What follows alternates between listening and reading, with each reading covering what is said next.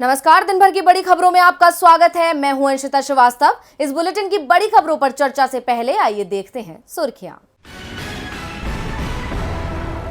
धीमी पड़ी देश में सड़क निर्माण के काम की रफ्तार, मात्र 20.43 किलोमीटर प्रतिदिन हो गई है देश में एनएच निर्माण की गति, जबकि 2020-21 में रिकॉर्ड 37 किलोमीटर प्रतिदिन बन रही थी सड़क।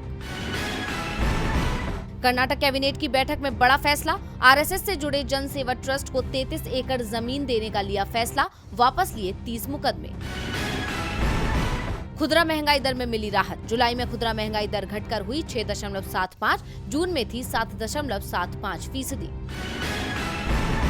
तेजी के साथ बंद हुआ शेयर बाजार, सेंसेक्स 130 अंकों की तेजी के साथ 59,462 और निफ्टी 39 अंकों की तेजी के साथ 17,698 पर हुआ बंद। तो ये थी सुर्खियां। आइए अब बढ़ते हैं आगे। तो आज की सबसे बड़ी खबर जुड़ी है बिहार की सियासत से, जहां सत्ता पलट होने के बाद भी उथल पुथल मची हुई है, जिसका कारण है 2024 का लोकसभा चुनाव। क्योंकि जेडीयू और आरजेडी के साथ आने से बीजेपी की बेचैनी बढ़ी है, तो वही कयास ये भी लग रहे हैं कि ऐसे में अब नीतीश कुमार ने भी बड़ा बयान दे दिया। क्या कहा नीतीश कुमार ने और क्या है उनका प्लान, इस खबर पर करेंगे विस्तार से चर्चा। वहीं कांग्रेस लगातार मोदी सरकार पर हमलावर है और वो लगातार सरकार की पोल खोलती नजर आती है। इसके साथ ही बात करेंगे ईवीएम को लेकर सुप्रीम कोर्ट के आदेश की। साथ ही जानेंगे रेवड़ी कल्चर के कारण कैसे बैकफुट पर आई बीजेपी। साथ ही जानेंगे कि गुजरात चुनाव से पहले कांग्रेस ने क्या चला दांव। इसके अलावा और भी कई बड़ी खबरों से हम आपको करवाएंगे रूबरू। तो बढ़ते हैं आगे अपनी आज की खबर की तरफ। दोस्तों, बिहार में एक दिन में ही सत्ता पलट हो गई, लेकिन इस सत्ता पलट ने बीजेपी के लिए डबल मुसीबत पैदा कर दी है। क्योंकि सत्ता पलट होने से बिहार हाथ से चला गया और विपक्ष के एकजुट होने से 2024 में होने वाले संसदीय चुनाव में बीजेपी को हार का डर दिखने लगा है। और बीजेपी का ये डर उसकी बौखलाहट में दिख रहा है। लेकिन आज नीतीश ने कुछ ऐसा कह दिया जिसने एक बार फिर बीजेपी के जख्मों पर नमक रगड़ दिया। आखिर कैसे, आइए देखते हैं। क्या नीतीश कुमार ने नहीं निभाया गठबंधन धर्म? कुर्सी के लिए नीतीश कुमार ने बदला पाला। क्या नीतीश के मन में पीएम बनने की है इच्छा? दरअसल बीजेपी नेता सुशील मोदी ने दावा किया था कि नीतीश कुमार राष्ट्रपति और उपराष्ट्रपति पद का सपना देख रहे थे। वो कुर्सी नहीं मिली तो पीएम बनने के लिए वो विपक्ष के साथ चले गए। जब इसे लेकर नीतीश कुमार से सवाल किया गया तो उन्होंने कहा कि देखिए भाई, हम हाथ जोड़कर एक बात कह दें कि हमारे मन में भी ऐसी कोई बात नहीं है। हमारे नजदीक भी कोई ये दे तो हम हाथ जोड़ लेते हैं। हम चाहते हैं कि सबके लिए काम करें और एक अच्छा माहौल तैयार किया जाए। इसके साथ ही नीतीश कुमार ने कहा कि 2020 में बीजेपी ने जेडीयू के साथ बीजेपी ने जो किया उसके बाद से ही हम पर गठबंधन से बाहर निकालने का दबाव था। पार्टी नेताओं का कहना था कि हमारा बहुत अपमान हो रहा है, हमारी ओर से गठबंधन धर्म निभाया गया, लेकिन दूसरी ओर हमें कमजोर करने की कोशिश की गई, हमारे लोगों को हमारे खिलाफ इस्तेमाल किया गया। नीतीश ने बीजेपी से गठबंधन तोड़ने के बाद पहली बार आरसीपी सिंह का नाम लेते हुए कहा कि उन्होंने अच्छा नहीं किया। हमने उन्हें बहुत सम्मान दिया, पार्टी का अध्यक्ष बना दिया, वो केंद्र में मंत्री भी बन गए। इसके बाद उन्होंने बहुत गड़बड़ की, मजबूरी में हमें उन पर एक्शन लेना पड़ा। नीतीश ने तेजस्वी यादव के 10 लाख नौकरियों के वादे पर कहा कि हम प्रयास कर रहे हैं और उसे पूरा कराने के लिए हर संभव कोशिश करेंगे। तेजस्वी ने जो भी कहा है सही है। नीतीश ने तेजस्वी के वादे का समर्थन किया तो दूसरी ओर तेजस्वी यादव पूरे फॉर्म में दिखाई दे रहे हैं। वो आज दिल्ली पहुंचे, सोनिया गांधी के साथ भी उनकी मुलाकात हुई। इस मुलाकात में मंत्रिमंडल में भी सभी दलों की हिस्सेदारी को लेकर बात हुई। लालू यादव भी दिल्ली में ही है। स्वास्थ्य कारणों के चलते वो नई सरकार के शपथ ग्रहण कार्यक्रम में भी शामिल नहीं हुए थे। ऐसे में तेजस्वी ने पटना के हालात की पूरी जानकारी उन्हें दी है। दावा किया जा रहा है कि आरजेडी कोटे से बनने वाले मंत्रियों के नामों को लालू यादव ने हरी झंडी दिखा दी है। आरजेडी कोटे से तेज प्रताप यादव के मंत्री बनाए जाने की संभावनाएं हैं। नीतीश ने कहा वो विपक्ष को एकजुट करेंगे, जिससे 2024 में बीजेपी को मात मिल सकती है। इधर जेडीयू तो उधर कांग्रेस भी 2024 के चुनाव की तैयारियों में जुट गई है और इसके लिए वो लगातार बीजेपी और मोदी सरकार पर हमलावर है और लगातार उसकी खामियों को और झूठे वादों को उजागर कर रही है। अब इसी बीच आज कांग्रेस ने पीएम का एक पुराना वीडियो ट्वीट कर दिया। आइए देखते हैं। इस साल गुजरात और हिमाचल प्रदेश में विधानसभा चुनाव हैं। इन चुनावों में बीजेपी की हालत काफी खस्ता है। वहीं कांग्रेस इस बार कोई भी चूक करने के मूड में नहीं है। पहले से ज्यादा सक्रिय कांग्रेस हर मुद्दे पर मोदी सरकार का घेराव कर रही है, जिसको लेकर कांग्रेस सोशल मीडिया पर भी काफी एक्टिव नजर आती है। आज कांग्रेस ने अपने ट्विटर हैंडल पर पीएम मोदी का वीडियो अपलोड किया है। इस वीडियो में पीएम मोदी 9 महीने में देश की किस्मत बदलने का दावा कर रहे हैं।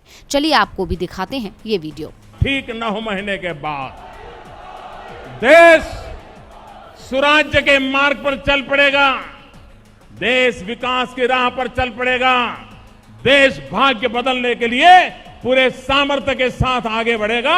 इस वीडियो के साथ कांग्रेस ने ट्वीट करके लिखा है कि मोदी जी, आपने लोगों को अपने जुमलों के जाल में फांस कर देश के भाग्य में दुर्भाग्य लिख दिया है। कांग्रेस के इन हमलों से बीजेपी में बेचैनी बढ़ गई है, क्योंकि अपनी सफाई में कहने के लिए बीजेपी के पास कुछ नहीं है।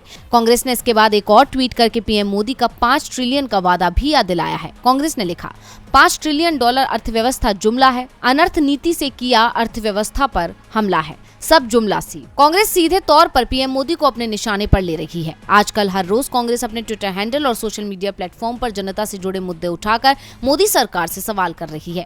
पीएम मोदी ने जब 5 अगस्त को कांग्रेस के प्रदर्शन को काला जादू कहा था, उस पर भी कांग्रेस ने पीएम मोदी का घेराव किया था। अपने ही बयान पर पीएम मोदी बैकफुट पर आ गए थे। कांग्रेस सांसद राहुल गांधी से लेकर प्रियंका गांधी और जयराम रमेश ने पीएम पर हमला बोला था। महंगाई, बेरोजगारी और अग्निपथ को लेकर एक बार फिर कांग्रेस बड़ा प्रदर्शन करने का ऐलान कर चुकी है। कांग्रेस के इस ऐलान ने बीजेपी सरकार की नींद उड़ा दी है। कांग्रेस ने पीएम का वो वीडियो ट्वीट किया जिसमें उन्होंने बड़े बड़े वादे किए थे, क्योंकि कांग्रेस बीजेपी को जुमलेबाज सरकार कहती है। इतना ही नहीं, सरकार पर कई गंभीर आरोप भी लगते हैं। विपक्ष का तो यहां तक कहना है कि बीजेपी ईवीएम के सहारे जीत रही है, जिसके चलते ईवीएम हटाओ की मांग होती रहती है और ये मांग सुप्रीम कोर्ट भी पहुंची। तो क्या बोला कोर्ट, आइए देखते हैं। लोकतंत्र में ईवीएम बड़ी भूमिका अदा करती है। इसी से दिग्गजों के भविष्य का फैसला होता है। ये नई सरकार चुनने में मददगार साबित होती है। लेकिन जब जब चुनाव होता है तब ईवीएम पर सवाल उठता है। इसे लेकर ही बैलेट पेपर से मतदान कराने की मांग की गई थी, लेकिन सुप्रीम कोर्ट ने चुनाव में इलेक्ट्रॉनिक वोटिंग मशीन की जगह बैलेट पेपर से मतदान कराने की मांग को खारिज कर दिया। Justice SK. कौल और जस्टिस एम.एम. सुंदरेश की बेंच ने जन प्रतिनिधित्व अधिनियम 1951 की धारा 61A को चुनौती देने वाली याचिका पर विचार करने से इनकार कर दिया, जो कि चुनावों में ईवीएम के इस्तेमाल से संबंधित है। याचिका दायर करने वाले वकील M.L. शर्मा ने कहा, मैंने जन प्रतिनिधित्व अधिनियम की धारा 61A को ये कहते हुए चुनौती दी है कि इसे लोकसभा या राज्यसभा में मतदान के जरिए पारित नहीं किया गया है।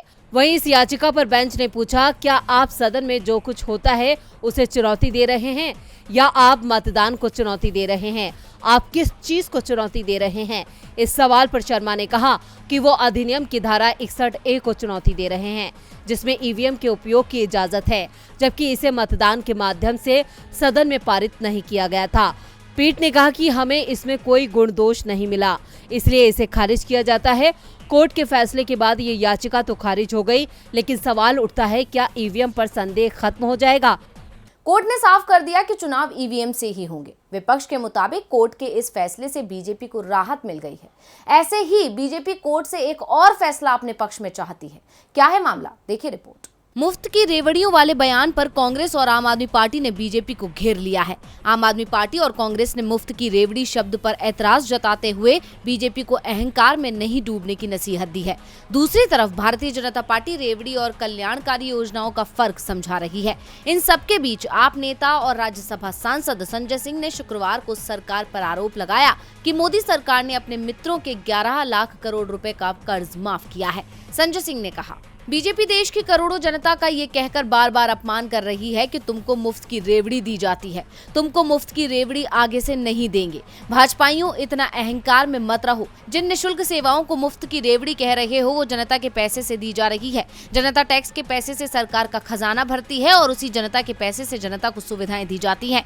इसलिए इसे मुफ्त की रेवड़ी कहकर जनता को अपमानित मत कीजिए। प्रधानमंत्री जी, उसी जनता के पैसे से आप 11 करोड़ की गाड़ी में घूमते हैं, हवाई जहाज में उड़ते हैं। हैं। कांग्रेस ने भी पीएम मोदी को उनकी रेवड़ी कल्चर वाले बयान को लेकर घेरा है। पार्टी ने पूछा कि अगर गरीबों को दी जाने वाली सुविधाएं रेवड़ी हैं, तो अमीरों को फायदा पहुंचाने वाली गजक कैसे अच्छी हो गई।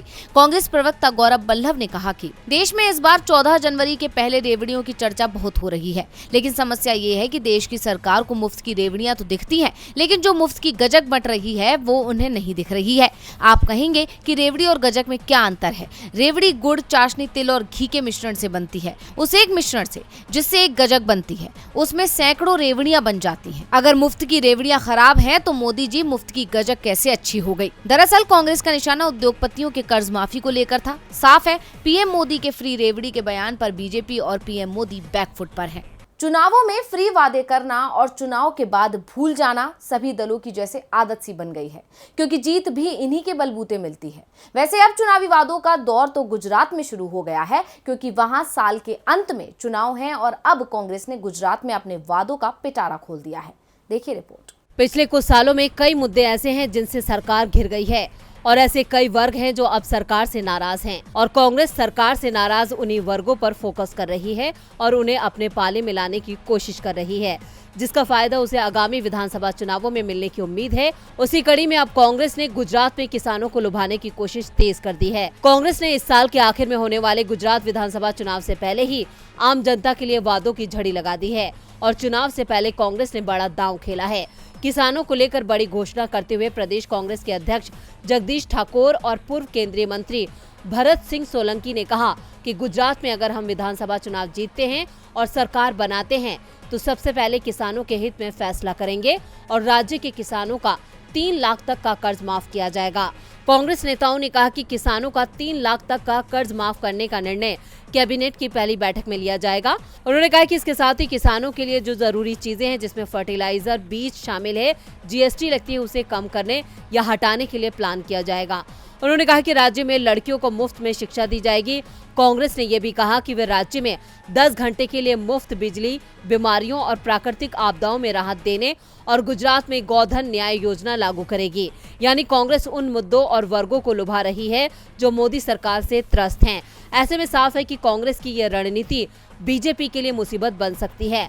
कांग्रेस ने इन वादों के जरिए उन सभी वर्गों को साधने की कोशिश की है जो बीजेपी सरकार से नाराज चल रहे हैं। ऐसे में उसे फायदा हो सकता है। कांग्रेस सिर्फ गुजरात ही नहीं, हिमाचल पर भी फोकस कर रही है, क्योंकि वहां भी गुजरात के साथ ही चुनाव है। ऐसे में हिमाचल को लेकर भी कांग्रेस सतर्क है और प्रदेश पर पूरा फोकस कर रही है। क्या हिमाचल प्रदेश में चलेगा आम आदमी पार्टी का दिल्ली मॉडल? ये बड़ा सवाल है, लेकिन इस सवाल का जवाब कांग्रेस ने अपने ही अंदाज में दिया है, क्योंकि पंजाब वाली गलती कांग्रेस हिमाचल में दोहराने के मूड में नहीं है। अब राज्य में मतदाताओं को मुफ्त बिजली, मुफ्त शिक्षा और मुफ्त चिकित्सा के नाम पर लुभाने का काम कर रही है। वहीं अब दिल्ली मॉडल के जवाब में कांग्रेस ने राज्य में छत्तीसगढ़ मॉडल का प्रचार प्रसार शुरू कर दिया है। कांग्रेस भी आपको मात देने के लिए राज्य में 300 यूनिट मुफ्त बिजली, गरीब महिलाओं को 1500 रुपए की पेंशन देने का वादा कर दिया है। पंजाब के चुनाव में मिली हार से सबक लेते हुए अब कांग्रेस हिमाचल में आपको खुद के लिए खतरा मान रही है। इसलिए समय से पहले ही चुनावी घोषणा पत्र भी कांग्रेस ने तैयार कर लिया है, जिनमें ये मुफ्त वादे शामिल होंगे। हिमाचल प्रदेश विधानसभा चुनाव में सत्ता पाने के लिए कांग्रेस पूरी तरीके से चुनाव में अब उतर चुकी है। छत्तीसगढ़ के मुख्यमंत्री भूपेश बघेल को कांग्रेस ने हिमाचल प्रदेश का चुनाव का मुख्य पर्यवेक्षक बनाया है। वहीं उन्होंने राज्य में सरकार बनाने के लिए मतदाताओं को लुभाना भी शुरू कर दिया है। सरकार बनाने के 10 दिन के भीतर राज्य में पुरानी पेंशन योजना को लागू करने का वादा किया है। इसके अलावा 300 यूनिट मुफ्त बिजली और महिलाओं को 1500 रुपए की पेंशन देने का वादा किया है। हिमाचल प्रदेश में आम आदमी पार्टी को चुनौती बनने से पहले ही कांग्रेस ने उसकी काट ढूंढ ली है। वहीं केजरीवाल की दिल्ली मॉडल की विफलताओं को कांग्रेस घर घर तक पहुंचाने का काम कर रही है। वहीं 4 दशकों से चले आ रहे सत्ता के मिथक के अनुसार राज्य में इस बार कांग्रेस को सत्ता मिलने की उम्मीद है। इस लिहाज से कांग्रेस इस बार कोई कमी नहीं छोड़ना चाहती है। और बुलेटिन के आखिर में बात महंगे हुए खुले अनाज की। सत्ता में आने से पहले बीजेपी ने महंगाई को लेकर यूपीए सरकार को जमकर घेरा था और चुनाव से पहले जनता से बड़े बड़े वादे किए थे कि वो अगर सत्ता में आई तो महंगाई कम कर देगी। लेकिन सत्ता में आने के बाद सरकार के सभी वादे जुमले साबित हुए हैं। खासकर जीएसटी के बाद तो जनता के लिए मुश्किलें और ज्यादा बढ़ गई हैं, जिसको लेकर कांग्रेस लगातार हल्ला बोल कर रही है और सरकार को घेर रही है। इसी बीच मध्य प्रदेश से एक ऐसी खबर सामने आई है जिसने हैरान कर दिया। क्या है मामला, देखिए रिपोर्ट। पिछले कुछ सालों में महंगाई आसमान छू रही है, जिससे आम जनता त्रस्त है और विपक्ष सरकार को घेर रहा है।